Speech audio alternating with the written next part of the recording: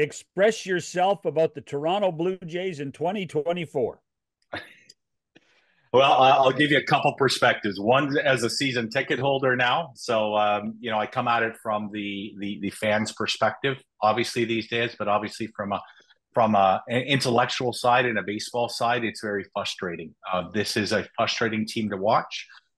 It's much longer than a 1 year sample size from last year, thinking that was kind of a containerized version of this team. The same team has spilt over into this year, and to be honest with you, I don't see exactly where the path out of this is at the moment. But I do know that one thing is that unless you're an eternal optimist, and that's the only way baseball players can ever make it, because they believe in themselves so much. They're saying we're at the quarter pole right now. They look back to last year and they see the Phillies and what they did and how they turned it on. And if your big studs can start to figure this out and start to deliver and deliver on the promise, then there's a chance out of this. But that is a very, very remote chance in my estimation. To me right now, they're heading more towards sellers than they are buyers when it comes to the trade deadline. Well, that may be true. Really, the issue for me has been, I've said it many times on the show, the general manager of this team made a decision 2 years ago to prioritize defense over offense. And he was aggressive in doing that. And I guess in that regard, did a pretty good job. But this is baseball.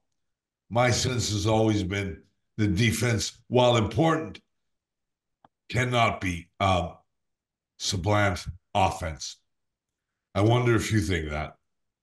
I listen. Every pitcher will tell you that they love great defense behind them, and there's no doubt that that's important. This is probably, arguably, one of the best outfield defenses in Major League Baseball. Great, Agreed. fantastic. They have not, though, delivered offensively, and you are correct, Bob.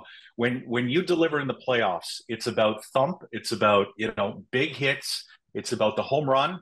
It's tough to string hits together in the playoffs. Pitchers are very good. There's multiple pitchers in a game. You're needing a bloop and a blast to be able to put yourself ahead, and then hope that your pitching can shut it down afterwards. The Blue Jays have done a relatively good job of the pitching side and obviously you mentioned on the defensive side, but offensively, when I compare them to a Yankees team who was supposed to be retooling at a certain point, Brian Cashman's head was on the block, potentially the chopping block. What do? They go out and make a Juan Soto acquisition, and now they get a Volpe coming up and playing a significant role. And Aaron Judge, even though he struggled out of the gate, now he's starting to show the thump. I mean, you look at the difference in home runs in an organization not only like Baltimore, but the Yankees compared to the Blue Jays. I don't know whatever happened to this redesign of the Rogers Center, but it certainly has been to the detriment of this organization. That used to be a launching pad. When I was calling games for the Jays, balls would fly out of there. Now the ball's not flying out of there anymore, and so therefore, and Vladdy has not shown that he has that offensive prowess from the deep ball over the last few years. I wondered if he was too contained in those smaller ballparks like he was in Buffalo back in 2021, in the obviously in the COVID years. So there's a lot of question marks around these studs.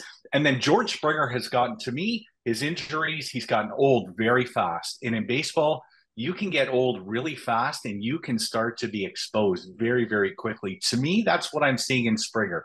You're seeing the back end of a 6-year contract. These last 2 years, 2-3 years are really starting to look, pretty ugly right now, as far as I'm concerned.